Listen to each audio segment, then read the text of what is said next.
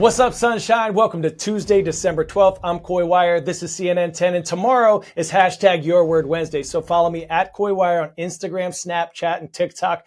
Put your unique vocabulary word and definition in the comment section of my most recent post, and we're going to choose a winner that we'll have to work into tomorrow's show. Put your school, your mascot, and your teacher's name in there too if you'd like, because we'd like to show some love to you for helping to bolster our vocab. We're 5 weeks away from the first test of the 2024 U.S. presidential election. The Iowa caucuses take place January 15th.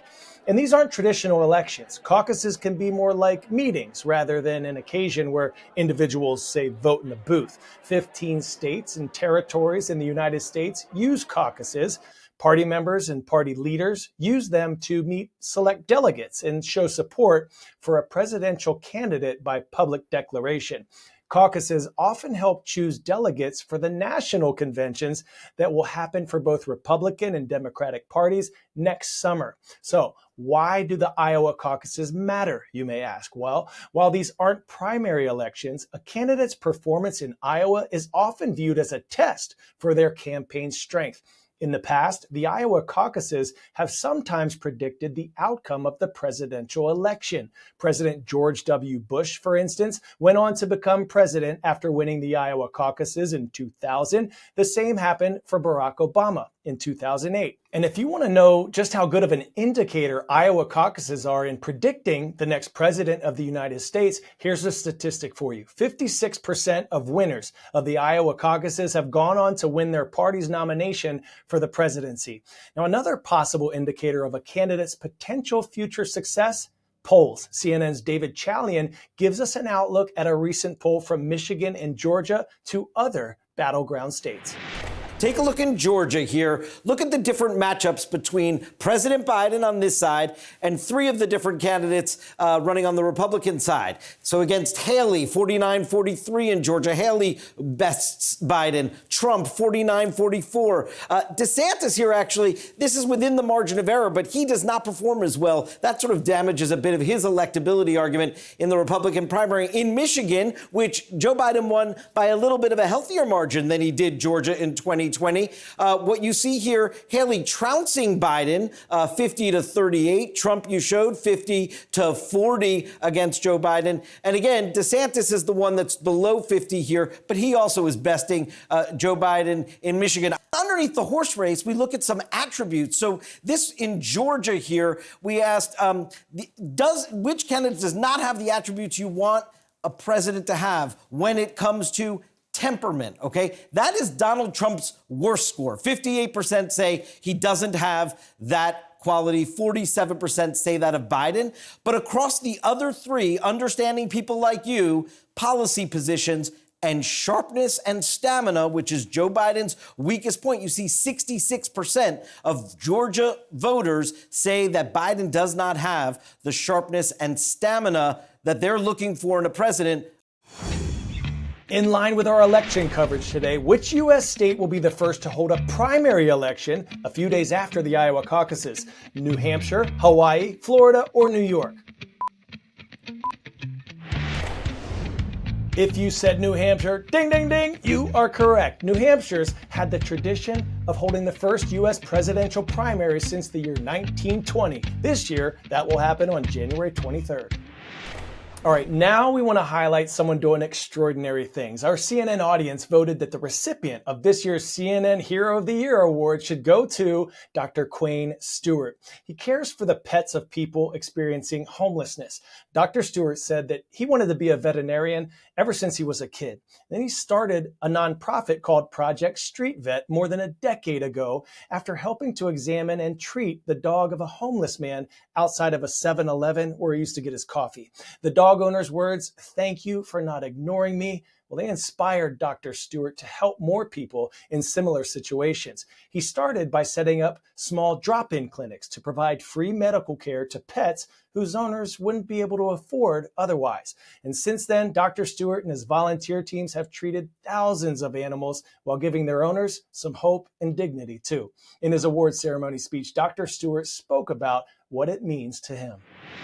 The 2023 CNN Hero of the Year is Dr. Quayne Stewart.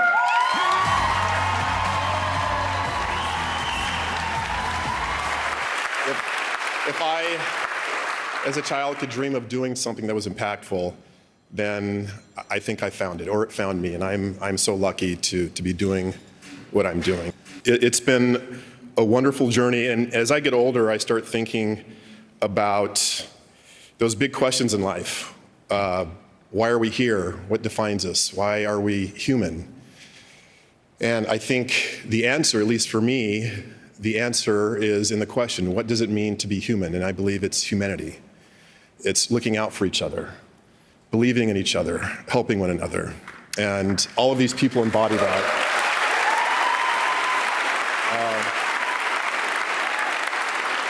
This part certainly wasn't planned, but the 100,000 I want to celebrate with all of you. It splits evenly 10 ways pretty nicely. So it is my contribution to all of us. I want to say I'm honored to know you and to be a part of this fraternity. I am here in part because I've been willing to share and give throughout my life. There's no reason to stop doing that tonight. I have one last quick thought. I was in the streets one day, and an unhoused man and his pet, after I delivered care, we got to talking, and he said sort of nonchalant, he hadn't eaten in almost 2 days. And I was due for lunch myself. I returned with a sandwich for myself and for him. He tore off, it was a sub sandwich, he tore off a corner of it, really just a piece of bread. He ate it and he gave the rest to his dog. And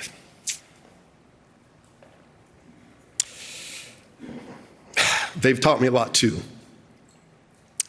I'll close by saying this: an act of kindness can change your day, change someone's day. An act or gesture of kindness can change somebody's life. Thank you.